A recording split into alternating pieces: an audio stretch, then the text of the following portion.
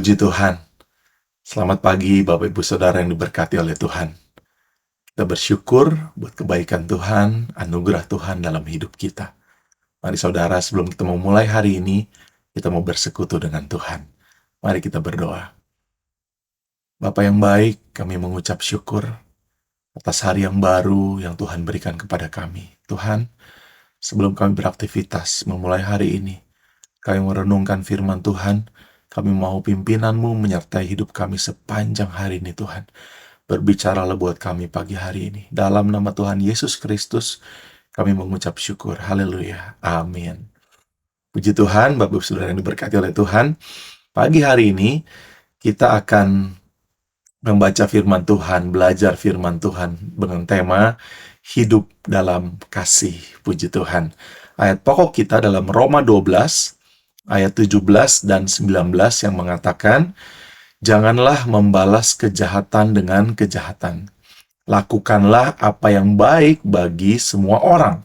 Ayat 19 mengatakan, saudara-saudaraku yang kekasih, janganlah kamu sendiri menuntut pembalasan, tetapi berilah tempat kepada murka Allah. Sebab ada tertulis, pembalasan itu adalah hakku. Akulah yang akan menuntut pembalasan, firman Tuhan. Puji Tuhan. Ingat selalu saudara ya, bahwa pembalasan itu bukan hak kita, tetapi haknya Tuhan. Puji Tuhan. Nah, dalam perikop ayat firman Tuhan di atas, dimulai dari Roma pasal 12 ayat 9 sampai 21. Ya, dengan judul Lembaga Alkitab memberikannya nasihat untuk hidup dalam kasih.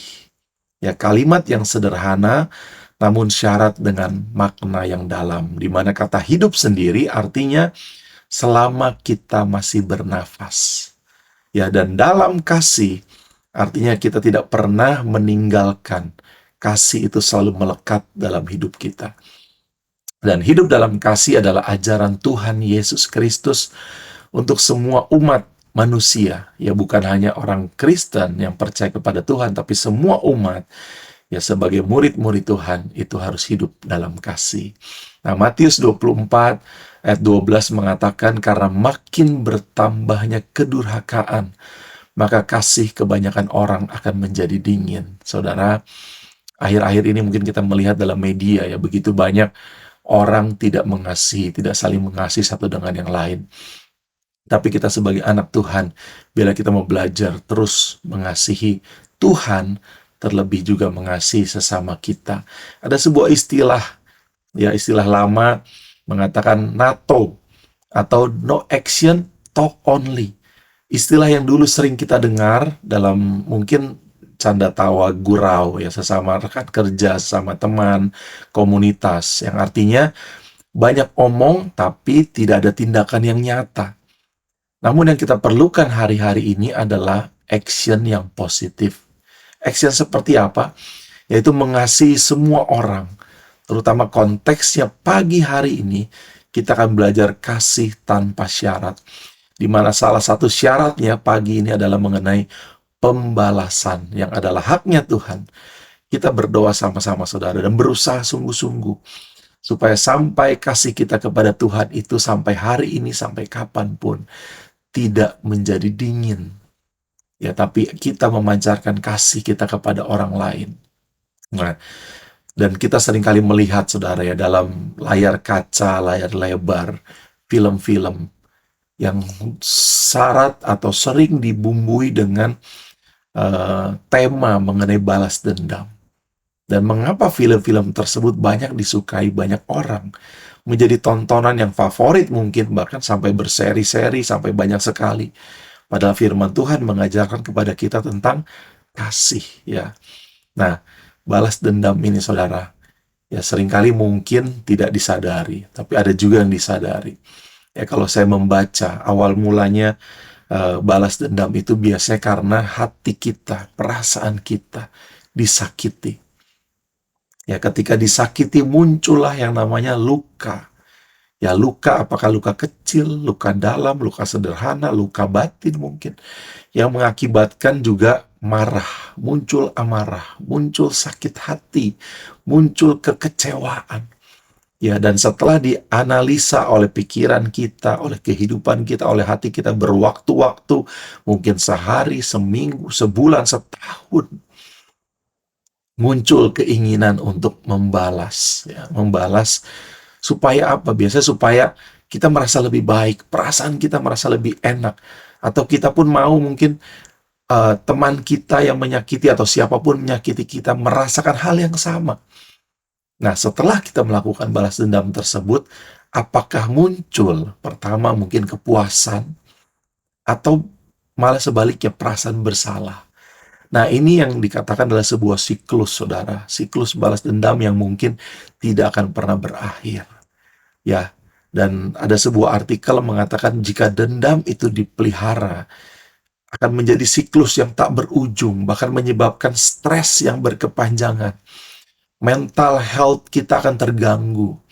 Tetapi jika dendam diselesaikan atau dimaafkan, dibukakan pintu yang seluas-luasnya, pribadi kita, emosi kita akan lebih stabil.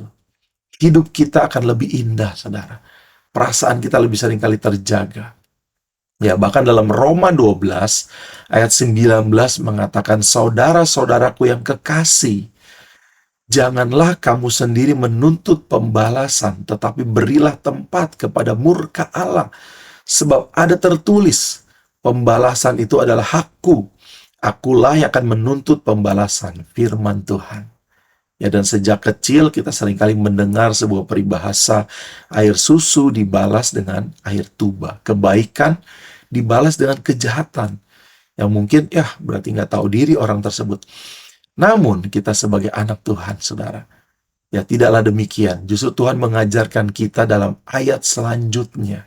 Roma 12 ayat 20 mengatakan, tetapi, nah perhatikan saudara, jika seterumu lapar, berilah dia makan. Jika ia haus, berilah ia minum. Dengan berbuat demikian, kamu sedang menumpukan bara api di atas kepalanya. Jadi kita sebagai anak Tuhan dituntut untuk bisa memaafkan, membukakan hati yang seluas-luasnya, saudara. Ya, walaupun pasti nggak gampang, ya pasti nggak gampang, saudara. Tapi sebuah kisah juga mungkin memberikan motivasi buat kita. Ya, seorang presiden, saudara. Mungkin kita seringkali dengar atau pernah dengar namanya adalah Nelson Mandela. Ya, pernah tercatat mengalami penindasan dari orang kulit putih di zamannya di daerah Afrika Selatan sejak kecil. Ya, bahkan selama 27 tahun. Bayangkan saudara, selama 27 tahun. Ya, karena aktivitas politiknya dan sebagainya, dia harus dipenjarakan. Ya, dan sejarah mencatat setelah dia bebas, Nelson Mandela tidak membalas dendam. Ya, tidak membalas dendam, malah dia memulai rekonsiliasi antara warga kulit hitam dan kulit putih di Afrika Selatan. Dan apa hasilnya, saudara? Nelson Mandela terpilih menjadi presiden Afrika Selatan pertama yang berkulit hitam pada tahun 1994 sampai 1999. Dan sejarah juga mencatat beliau menerima lebih dari 250 penghargaan, puji Tuhan, termasuk Nobel Perdamaian Dunia tahun 1993 sebelum dia menjabat sebagai presiden. Ya, sebuah kisah yang menarik, ya. Mungkin kita tidak seperti Nelson Mandela, saudara. Tapi kita sebagai orang yang beriman sungguh kepada Tuhan, kita harus mengasihi sesama saudara kita. Ya, apalagi saudara seiman, saudara, dengan kasih yang sungguh-sungguh, penuh kemurahan dan kelembutan. Kita harus memperhatikan kesejahteraan, kebutuhan, dan keadaan rohani semua saudara seiman. Ikut merasa simpati, menolong mereka dalam kesusahan dan persoalan. Kita harus saling menghormati, menghargai sungguh-sungguh sesama orang percaya. Dalam 1 Korintus 13 ayat 8 mengatakan, nubuatan akan berakhir, bahasa roh bahkan akan berhenti, pengetahuan akan lenyap, tetapi kasih tidak berkesudahan. Dia akan kekal sampai selama-lamanya. Puji Tuhan. Hanya dengan percaya kepada firman Allah, Kita dapat menemukan jalan menuju hidup yang penuh dengan kebaikan dan kasih sayang. Puji nama Tuhan. Matius 5 ayat 44 mengatakan, tetapi aku berkata kepadamu, Tuhan sendiri mengatakan, kasihilah musuhmu dan berdoalah bagi mereka yang menganiaya kamu. Puji Tuhan, memang saudara, tidak semudah membalikan telapak tangan ya. Bicara lebih mudah daripada melakukan. Tetapi percayalah, bersama Yesus, kita dapat lakukan perkara-perkara yang besar. Amin. Karena itu selalu libatkan Tuhan, libatkan Dia dalam setiap aspek kehidupan kita. Tuhan Yesus baik bagi kita semua, kita pasti bisa bersama dengan Tuhan Yesus. Puji Tuhan, amin firman Tuhan, mari kita berdoa. Tuhan Yesus, kami mengucap syukur pagi hari ini Tuhan. Terus tambahkan kasih dalam hidup kami sebagai orang percaya terhadap Engkau Tuhan. Terlebih terhadap sesama kami juga Tuhan. Supaya kehidupan kami menjadi surat yang terbaca. Orang bisa melihat kasih Allah dalam kehidupan kami. Mungkin saat ini Tuhan ada anak-anak-Mu yang sedang terbelenggu dengan dendam, dengan kesulitan apapun dalam hidup mereka Tuhan.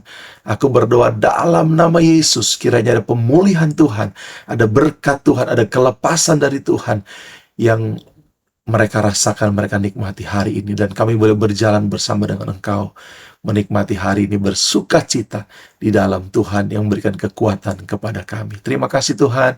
Inilah doa permohonan kami pagi hari dalam nama Tuhan Yesus Kristus. Haleluya.